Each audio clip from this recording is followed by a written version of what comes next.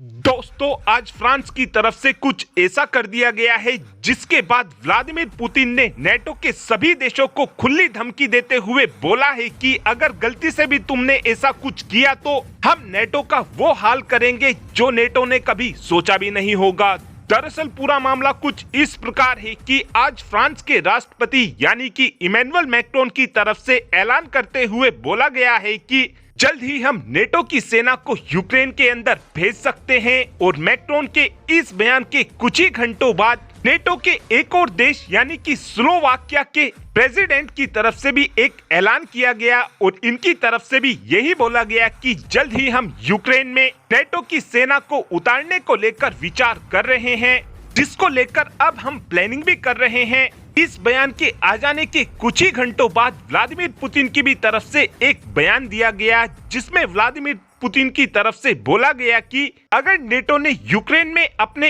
एक भी सैनिक को भेजने की कोशिश की तो फिर हम हमला केवल यूक्रेन पर नहीं करेंगे, हम फिर सीधे ही नेटो के हर एक देश पर हमला करेंगे। उसमें चाहे अमेरिका हो, तुर्की हो, ग्रीस हो, फिनलैंड हो, हम नेटो के हर एक देश को निशाना बनाएंगे। और आप सभी ये बात जानते हो कि इस समय नेटो के किसी भी देश पर हमला करना वर्ल्ड वॉर 3 की शुरुआत होगी। फ्रांस और स्लोवाकिया के राष्ट्रपति के इस बयान के बाद जर्मनी के चांसलर की तरफ से भी एक बयान दिया गया है, जिसमें जर्मनी के चांसलर ओलाफ शोल की तरफ से बोला गया है कि फ्रांस और स्लोवाकिया इस तरीके के बचकाने बयान बिल्कुल भी मत दें। ऐसा कर क्या तुम वर्ल्ड वॉर 3 की शुरुआत कराना चाहते हो? और इन सभी बातों के तुरंत बाद ही नेटो की तरफ से भी एक ऑफिशियली बयान दिया गया, जिसमें नेटो की तरफ से बताया गया है कि हम यूक्रेन के अंदर अपनी सेना भेजने को लेकर बिल्कुल भी विचार नहीं कर रहे हैं। जो भी बातें फ्रांस और स्लोवाकिया के राष्ट्रपति की तरफ से बोली गई हैं,